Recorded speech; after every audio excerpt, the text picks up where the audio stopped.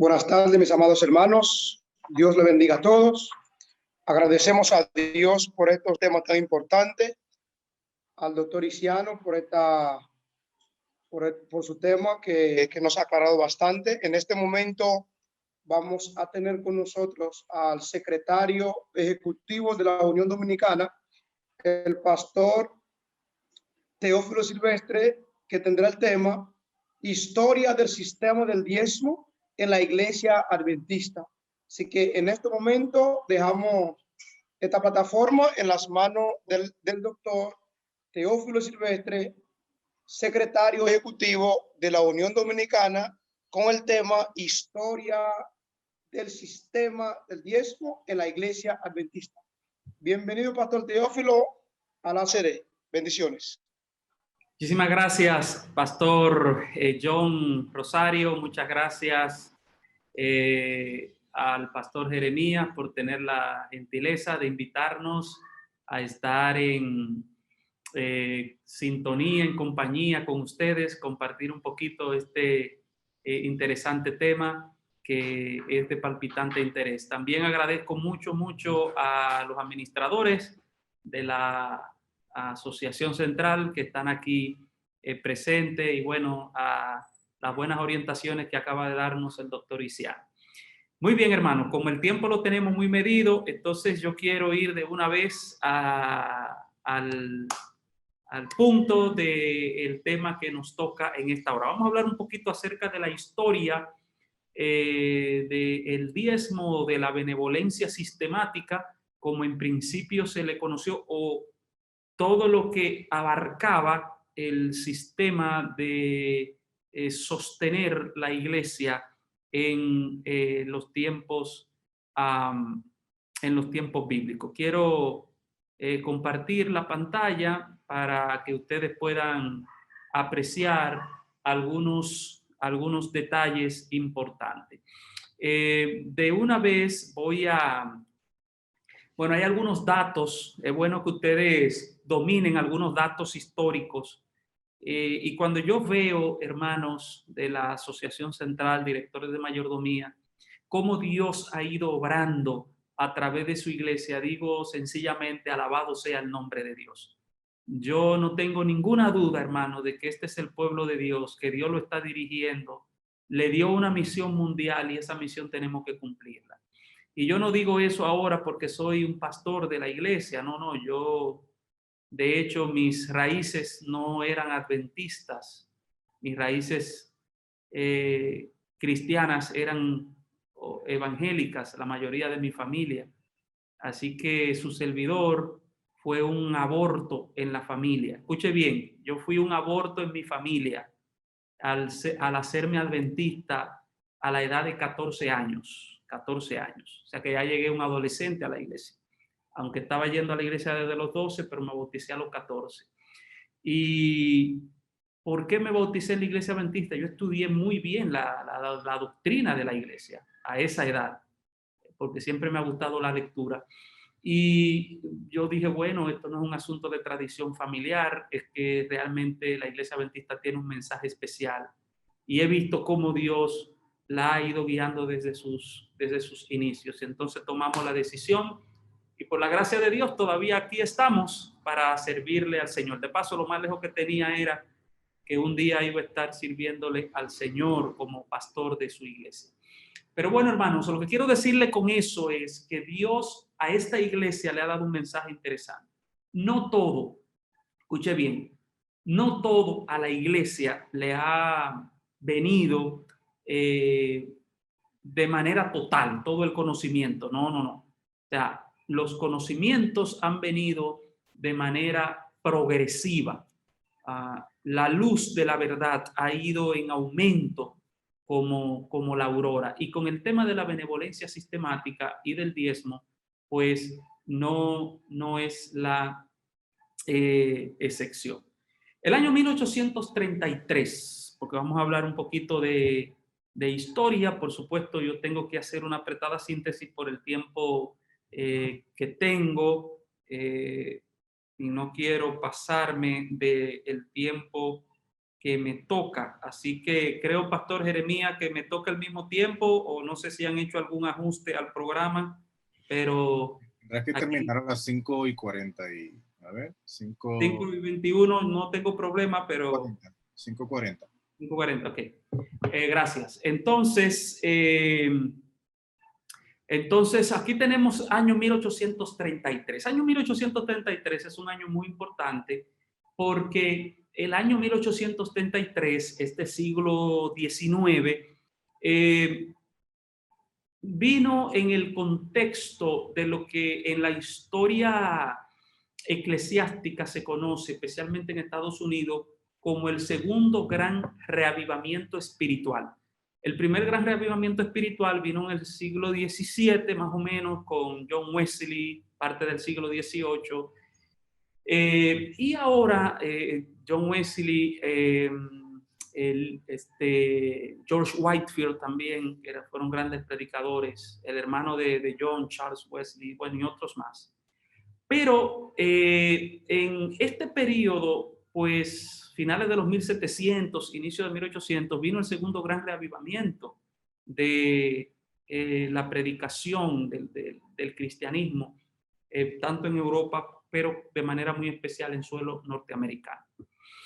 Y dentro de ese reavivamiento, pues se encontró la predicación del segundo advenimiento, de el mensaje que Guillermo Miller había, vamos a decir, había descubierto y se sentía muy inspirado para hacerlo. Así que 1833 fue un año muy importante.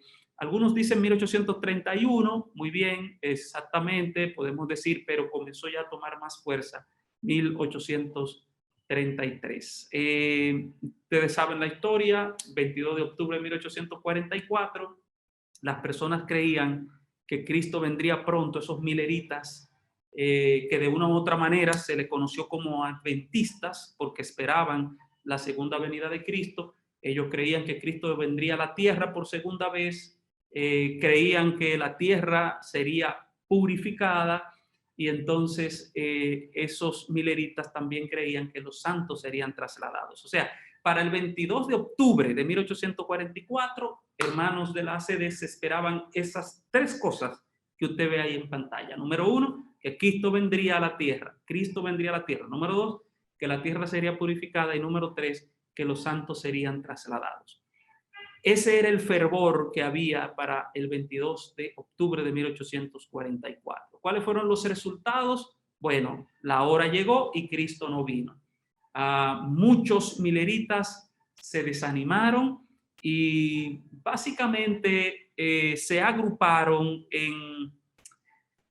básicamente fue en dos grupos, ¿no? Los que mantuvieron la esperanza, los que abandonaron la esperanza. Los que abandonaron la esperanza, no viene al traste nosotros hablar de ellos, pero los que se mantuvieron en la esperanza se dividieron en tres grupos importantes. Esto es un punto importante, ¿no? Tres grupos importantes. Número uno, los adventistas de la puerta abierta, los adventistas de la puerta cerrada, y número tres, en adventistas que le llamaban los espiritualizadores.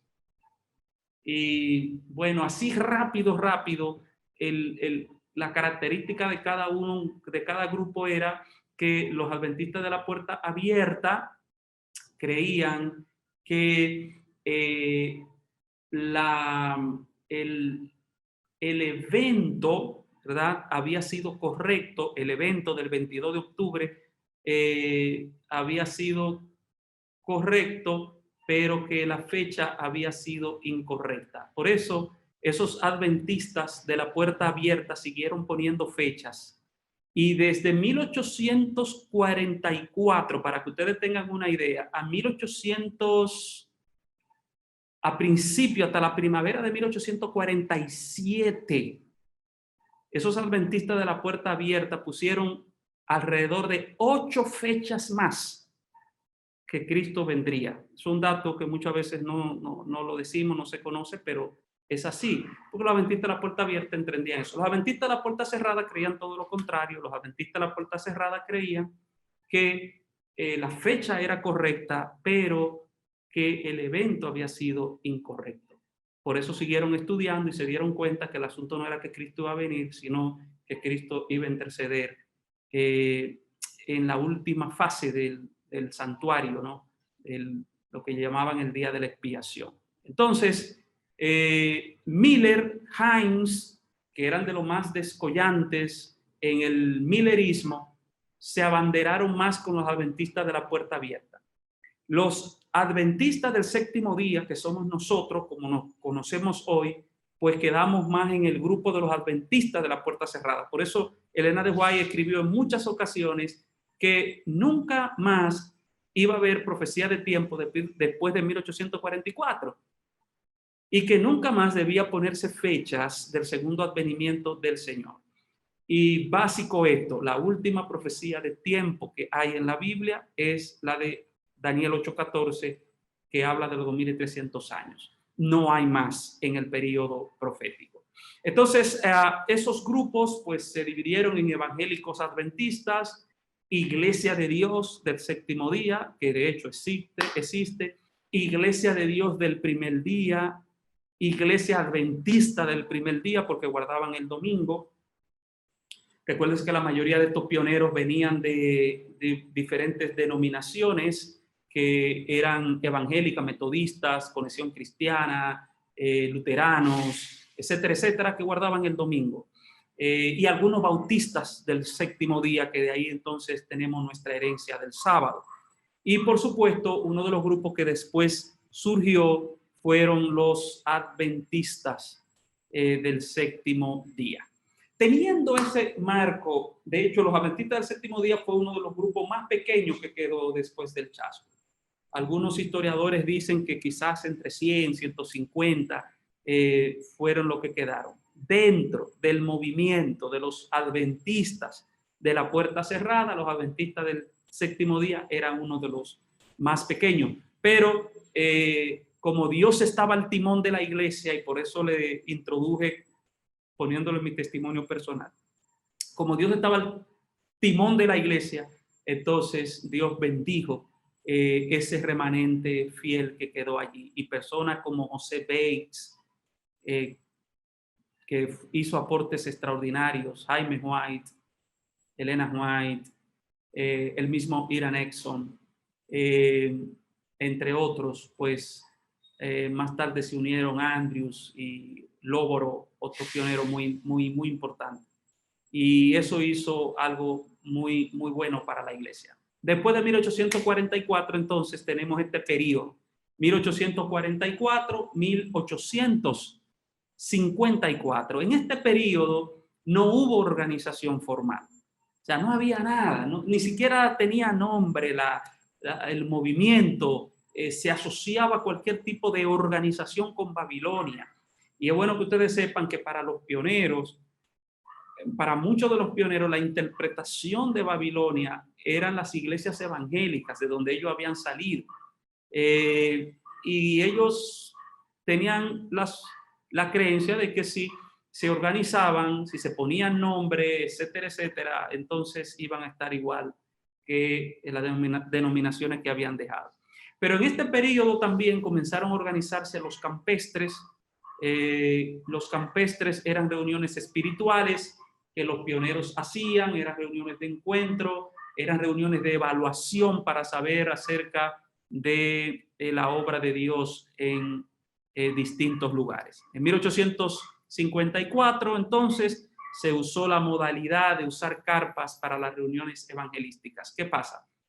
De 1844 al 54, en esos primeros 10 años, no había organización, se estaban reuniendo de manera esporádica. De 1846 a 1848 se comenzaron a desarrollar los famosos campestres, y unas reuniones que le llamaban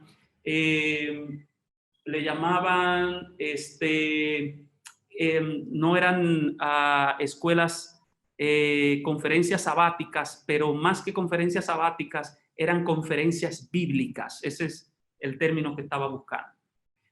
En muchos libros de historia denominacional va a encontrar usted conferencias sabáticas, pero realmente eran conferencias bíblicas porque no solamente se estudiaba el tema del sábado, se estudiaban otros temas, como vamos a ver más adelante. Uno de ellos entonces fue el tema del diezmo.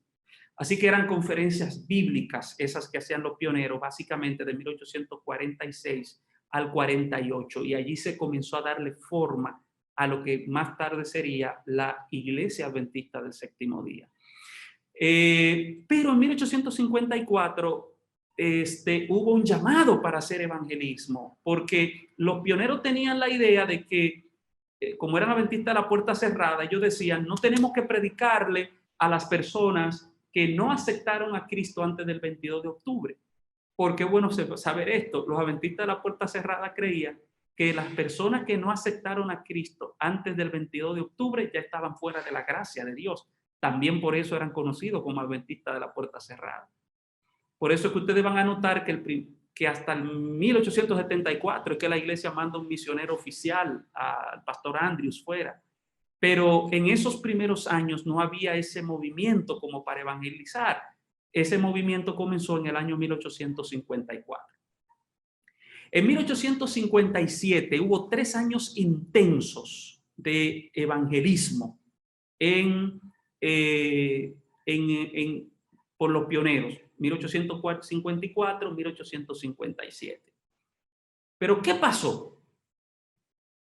Todavía hasta 1857 no había un ministerio remunerado, es decir, a los pastores adventistas no se le pagaban, no tenían un sueldo, no tenían un salario. Los pocos ministros recibían alguna ayuda por parte de los miembros. Este fue un periodo de mucha crisis. Por cierto, tengo que decir que esos 3 años de evangelismo en carpa, produjeron también otro problema, que vino muchísima gente a la iglesia, porque fueron muy productivas estas campañas. Y ahora tenían el problema. Mire qué problema tenía ahora el movimiento para 1857. Mucha gente predicando. Muchas iglesias surgiendo, nuevas iglesias. Y muchos adventistas viniendo a la iglesia. Ahora, ¿cuál era el problema? Que no había un ministerio remunerado, no había un ministerio organizado, con credencial, con licencia ministerial como lo tenemos hoy. Los ministros no recibían ningún pago. Lo que recibían, lo recibían como una ayuda de parte de los miembros. Por ejemplo, miren, pionero, el pastor John Norton Loboro, dice él mismo, porque de hecho Loboro fue el primer historiador de la iglesia adventista, el primero que escribió un libro de historia de la iglesia adventista y como una especie de autobiografía, de biografía de Elena de White o de los milagros de Elena de White, fue Loboro. Un pionero muy importante en la iglesia, porque algunas veces no hablamos mucho de él, pero un pionero muy importante. Loboro fue un gran misionero, fue un gran predicador, fue el que abrió la obra en California, fue el primer misionero oficial que mandó la iglesia a Inglaterra y desarrolló la obra en Inglaterra. Fue un gran líder, el pastor Loboro. Por 4 meses de conferencias, el pastor Loboro, fíjese, él duró 4 meses dando conferencias sin trabajar. Lo de él era conferencias. Y el pago que recibió fue alojamiento, alimentación, le dieron $10 y un abrigo. Y se me olvidó poner que el abrigo era viejo. Entonces, eso fue lo que recibió el pastor. 4 meses de trabajo y tenía una familia. Los pastores trabajaban en la semana para poder sostener su familia y recibían 50 centavos por un día de trabajo. Era más o menos el promedio de lo que podía ganar un pastor en su trabajo. Así que era una situación muy difícil, como ustedes pueden ver. Y entonces todo eso trajo una crisis en la iglesia adventista para 1857. Ven que los comienzos no muchas veces son fáciles y muchas veces vemos lo que tenemos ahora, pero no necesariamente fue siempre así. Así que, bueno, estos hermanos, el hermano Parmel y el hermano Blacksmith, daban una moneda de oro de $5 a los predicadores que visitaban su iglesia. Ahora, escuche bien, escuche bien esto. Esos dos hermanos que tenían posibilidades económicas, todo predicador que iba a su iglesia, ellos le daban una moneda de $5. Y $5 no ganaba un pastor a la semana haciendo un trabajo cualquiera por allí.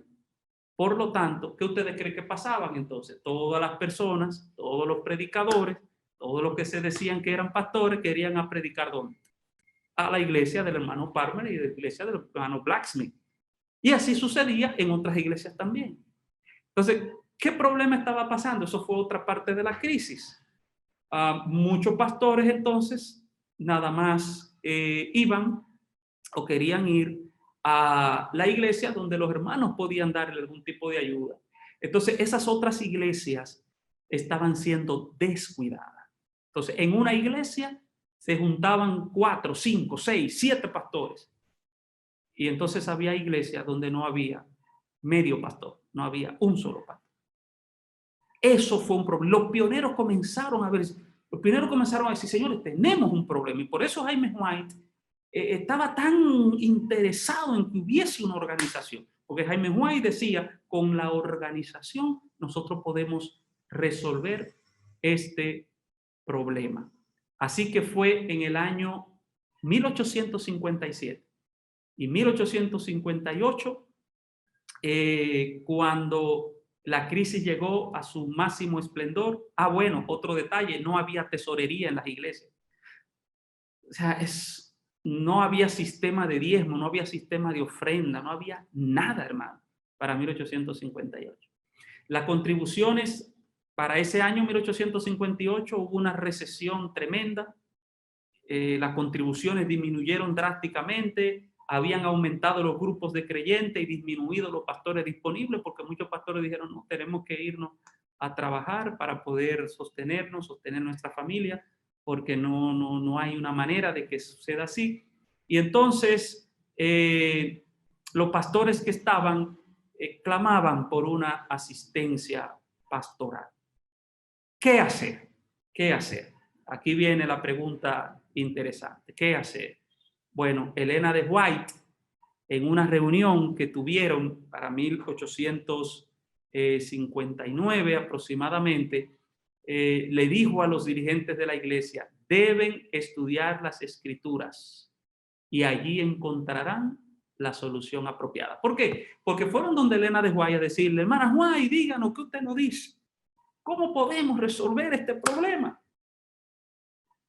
Y muchas veces se cree que Elena de White tenía una respuesta para todos los problemas administrativos de la iglesia, y no era así. De hecho, ella se metía muy poco en los asuntos administrativos. Lo de ella era sus visiones, escribir, claro, cuando tenía que darle un consejo o una amonestación a un dirigente, ella lo hacía. Cuando ella tenía que dar un consejo en alguna reunión, ella lo daba. Si ella era delegada a un congreso y en ese congreso ya tenía que emitir una opinión, ella la emitía, pero no era que ella vivía husmeando constantemente viendo qué es lo que están haciendo aquí, qué está haciendo el presidente y qué está haciendo el tesorero, y mira, no, ella no tenía tiempo para eso. Y cuando a ella le fueron a hablar del tema, ella dijo sencillamente, deben estudiar en las escrituras y allí encontrarán la solución apropiada. Y yo doy gloria a Dios por esa respuesta que dio Elena de White.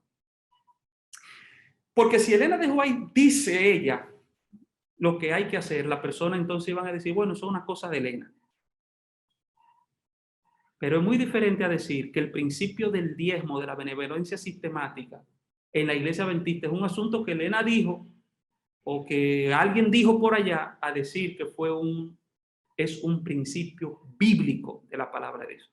Por supuesto, no está diciendo, no quiero dejar dicho con esto que lo que Elena de White diga no tenga valor. No eso es lo que estoy diciendo. Lo que estoy diciendo es que de manera interesante nosotros estamos diciendo que todas nuestras creencias,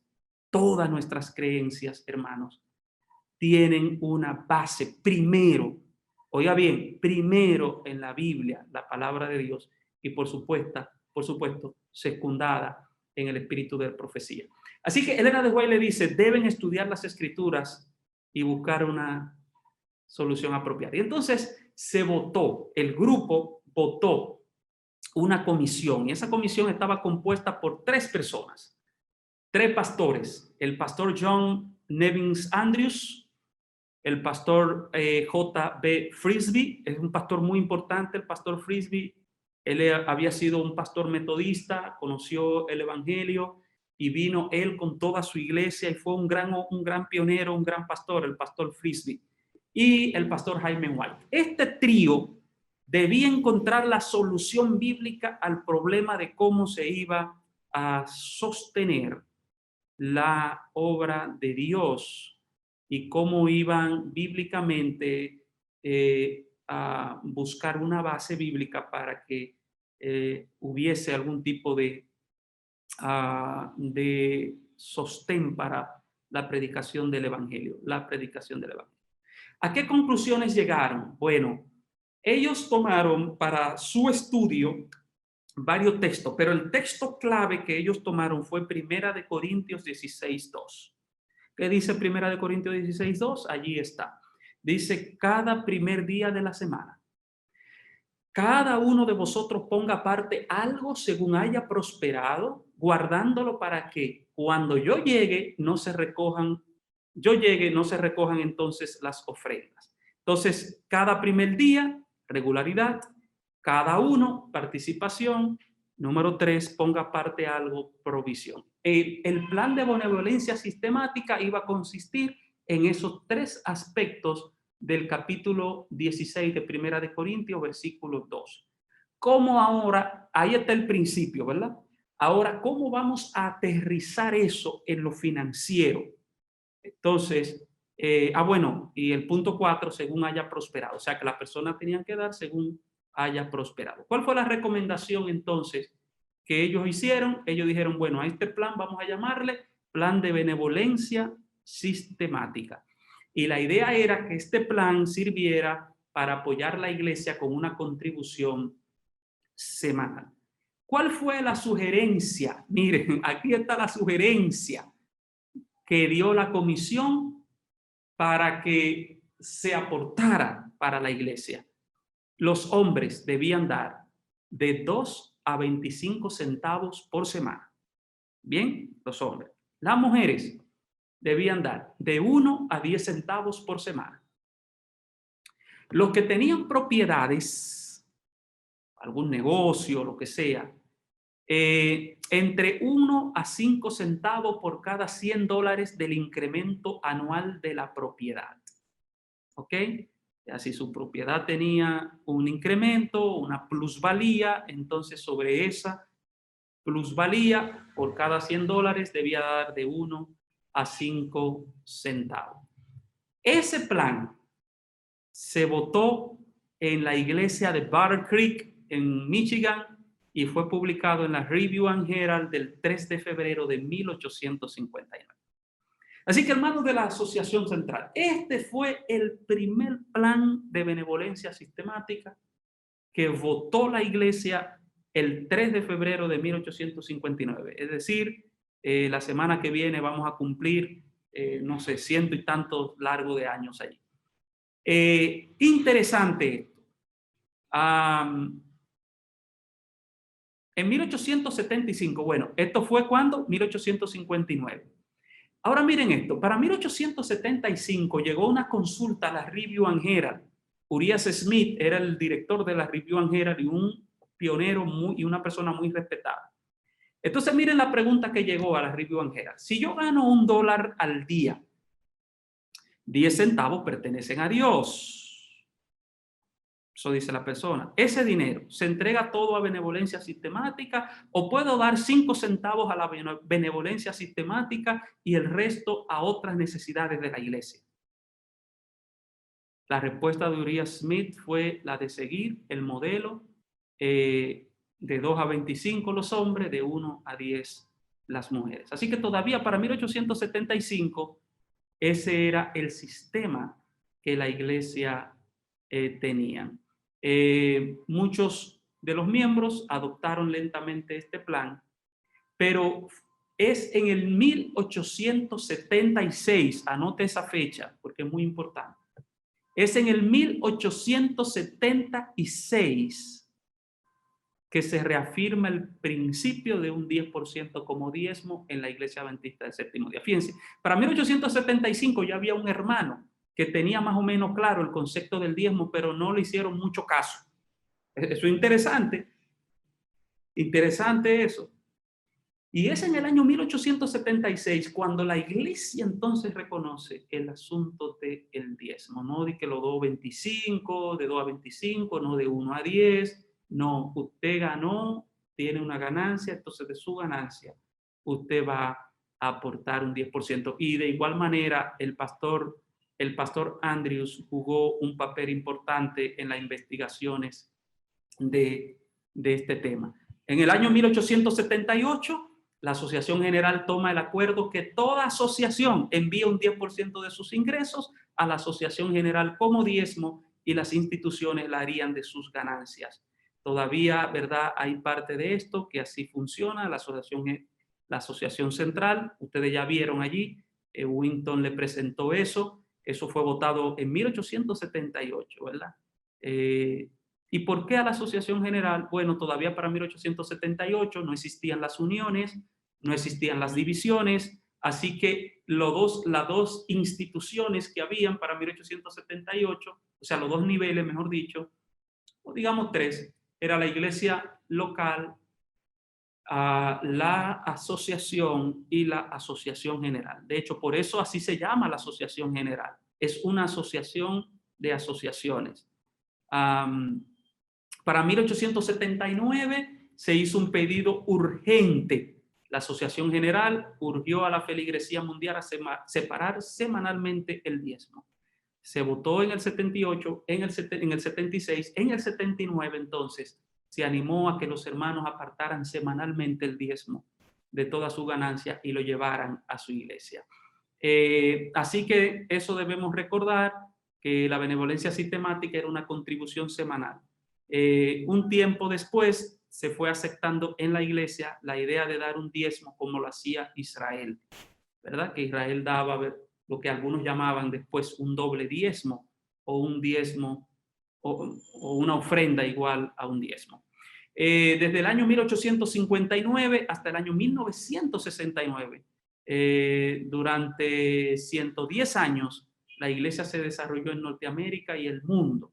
El soporte financiero para este crecimiento estaba basado únicamente en los diezmos y las ofrendas. Así que lo que los pioneros comenzaron a hacer aportó mucho para la iglesia. Entonces, ustedes ven, la iglesia entonces comenzó con su estructura. Ya para el año 1901, como vemos aquí en el punto 3, bueno, la primera asociación fue en 1860, la Asociación de Michigan, todavía existe esa asociación. Tenemos la iglesia local, la Asociación General, fundada en 1863, las uniones fueron fundadas en 1901 y las divisiones, que son extensiones de la Asociación General, fueron fundadas en 1913, en el caso de Interamérica, 1922. 1966 fue un año importante porque el pastor Robert Pearson llega como presidente de la Asociación General y entonces hace un llamado interesante a la fidelidad en todo el mundo, y entonces hace un llamado en 3 áreas. Ahí están las 3 áreas. El llamado fue un reavivamiento espiritual, un llamado a un programa de evangelismo y un espíritu de sacrificio. Esos 3 aspectos le dieron alas al mensaje y a las misiones también adventistas, y el evangelio comenzó y siguió siendo predicado en todo el mundo. ¿Qué más podemos decir? Bueno, desde el año 1969 hasta el año 1924, 25 años de un plan llamado el Plan Combinado. O sea, ya no se le llamaba más benevolencia sistemática, hasta el año 69 se le llamó benevolencia sistemática. Del año 69 al 94, entonces se le llamó Plan de Presupuesto Combinado. Los que fueron tesoreros en ese entonces sabrán de qué yo estoy hablando, porque era muy complejo, de hecho, hacer una remesa para ese tiempo, porque habían tantas casillas y tantas cosas. Se daba ofrenda para cumpleaños, para inversión, para cuantas cosas, y los tesoreros tenían que ser prácticamente contadores para poder hacer una buena remesa, porque eran muchas cosas, era muy complejo y era muy difícil también para el hermano. Así que en el año 1994 hubo una reunión en Cojuta Spring para analizar y revisar el tema de la benevolencia sistemática, de los diezmos y las ofrendas. Y entonces ahí se llegó a esta decisión que prácticamente es la que tenemos hasta el día de hoy. Y con esto voy a terminar. ¿Cuál fue ese acuerdo mundial? Que cada división debía adoptar el modelo más sencillo de entender. O sea, lo que se le dijo a las divisiones es, el presupuesto combinado es bueno, nos ha ayudado, pero muchos hermanos no lo entienden. Vamos a buscar algo que sea más sencillo y que los hermanos puedan entenderlo.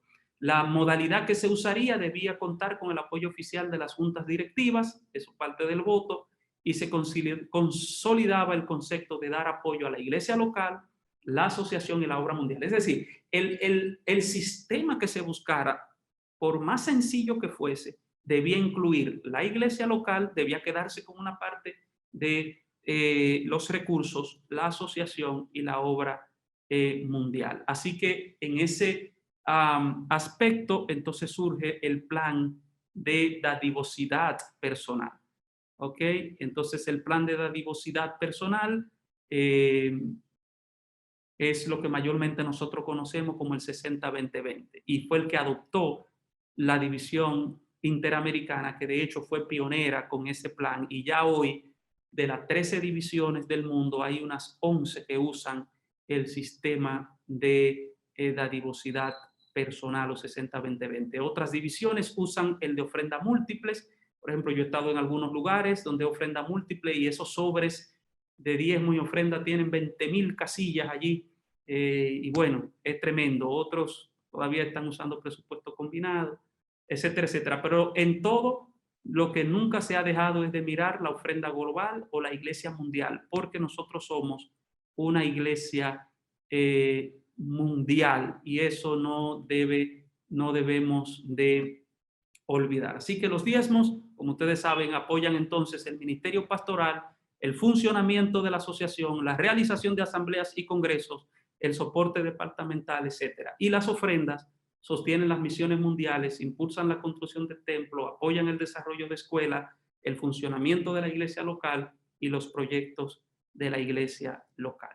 Bueno, hermanos, hasta aquí nos ha guiado Jehová.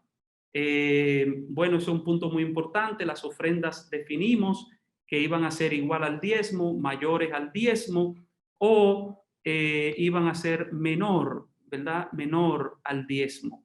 Así que de manera así meteórica, resumida, allí tenemos cómo ha sido la historia del diezmo, de las ofrendas en la Iglesia Adventista del Séptimo Día. Pero no quiero terminar sin decirles que este sistema es un sistema único, hermanos, en el mundo.